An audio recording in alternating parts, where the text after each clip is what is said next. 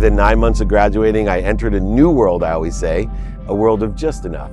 And that world was a confirmation of a belief that I had. Money could buy you love and happiness. By the time I was 30, I was knee deep in this world of just enough for me. And what I learned was, because money was my God, I used to tell Mom, hey, I don't believe in God. She said, oh, you believe in God, you just don't know what God you believe in. And I didn't really understand what she means. I get a little choked up thinking about it, because at 30, I married my dream girl from the 4th grade. I'm a multi-millionaire. I live in a dream house. I have dream cars, dream boats, dream motorhomes. I have a ski mountain. I have a golf course, everything I ever dreamed of. But I wasn't happy.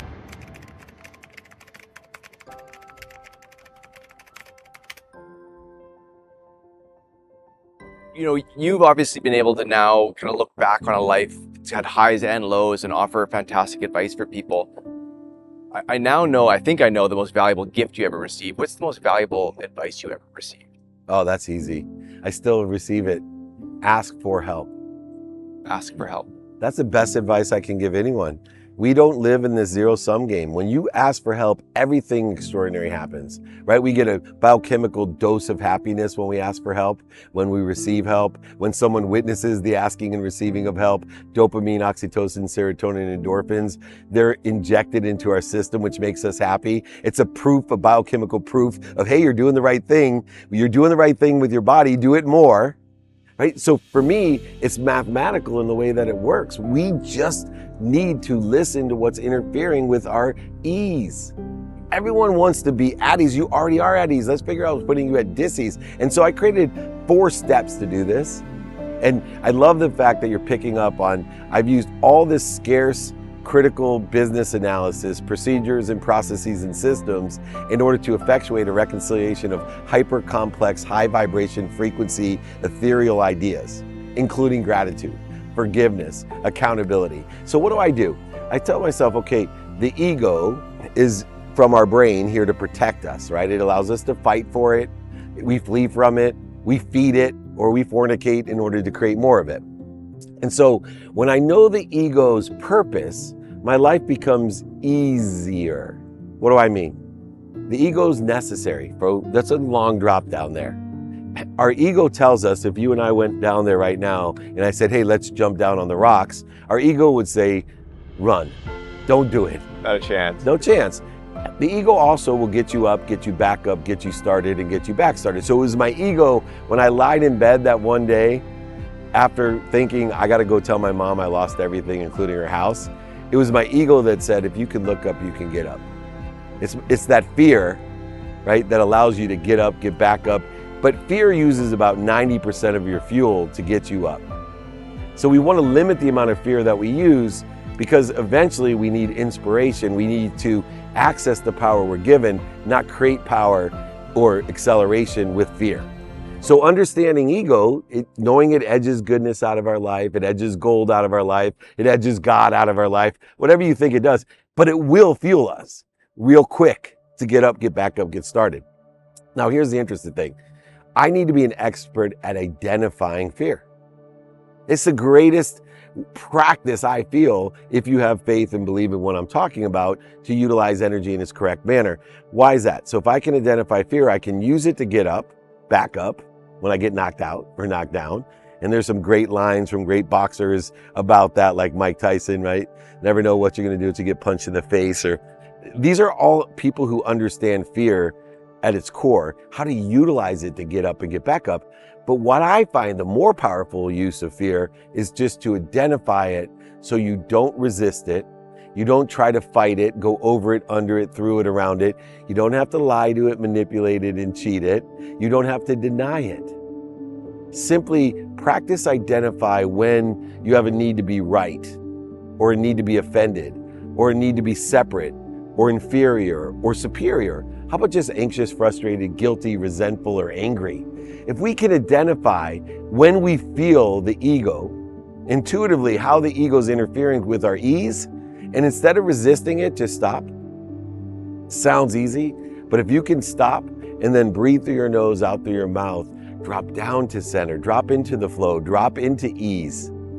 Remind, remember, and recollect the source. Remind with, recollect with, remember with the source. The all-knowing, the all-powerful, the omniscient, the omnipresent that loves you more than your mom. If you can do that, stopping and dropping, you now can roll into what you want today. Who you can help and who can help you, how best to get that done. Reprioritize, applying your why in a trajectory to the unlimited, infinite possibilities and probabilities of the future, in a trajectory of probably what you think you want, but will receive even bigger and better, faster. So utilizing the ego as a point of understanding of, do I need to use the ego for this, or am I identifying the ego so I can stop, drop, and roll, knowing that the ego puts our mind, body, and soul on fire to get us up, get us back up. But on the inspiration side, when your mind, body, soul are on fire, you're interfering with your true power. So when you're on fire, what do? Stop, drop, and roll. This is the secret to what I teach in a very methodical way to increase the flow of the truth, your potential, love, light, and lessons that allow you to do whatever you dream of, or even better. I mean, you brought it up a couple of times, laying on your bed, thinking, I gotta call my mom to tell her she's gonna lose her home. And so as you're talking, my brain gets it, but I'm also recognizing that you were deep in emotion. And that's, you could be spiraling in all sorts of ways. But somehow, again, you said, if I can look up, I can get up. How did you go from, I'm in an emotional, whatever, was that the lowest point? So the lowest point was my wife was gonna leave me. That's the lowest, 2 years earlier. The second lowest when reality hits, right? Because now the cause and effect become one. Problems and solutions become one. See, an interval of time is defined by 2 moments. A cause and an outcome, or a cause. This is how we define pragmatically time. The biggest misuse of time, problems and solution. Recognition or acknowledgement occurs at these moments. So there was acknowledgement when my wife was gonna leave me, serious fear and pain, but the reality that she was right and there was nothing I could do about the causes I created. So I'd already learned the lessons, I was practicing them, but there's still that reality of, oh my gosh, I went from owning 33 homes in San Diego alone to a rented house, rented furniture, a pregnant wife with 3 daughters under 10. What am I gonna do? And I gotta tell my mom she's moving.